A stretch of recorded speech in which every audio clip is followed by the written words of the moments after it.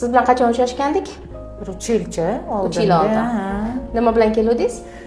Ekoga ketayotgandim, o'sha olishmagan, buqog'ingiz baland deb tushirib keling degan edi. O'sha sizga kelganimda necha edi? 6midi? Yo 5,5midi? TTGingiz baland edi.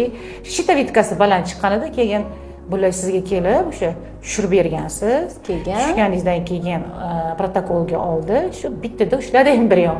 Hozir bolangiz qanday?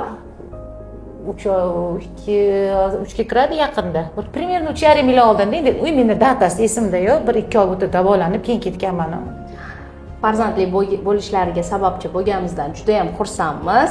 Ilohim umri uzoq bo'lsin. Agar ekoga tayyorlanayotgan bo'lsanglar, gormonlarni to'g'irlashi, TTGni normaga keltirishi hisobga olinglar. Chunki Turkiyada ham, Izraelda ham, Rossiya, Qozog'istonda ham agarda gormonlar joyida bo'lsa, eko olishmaydi. Ekoga o'shaning uchun oldin endokrinolog xulosasini olib, keyin ketish kerak bo'ladi. Embrion ushamas ekanda, anaqa vykitish bo'lar ekanda.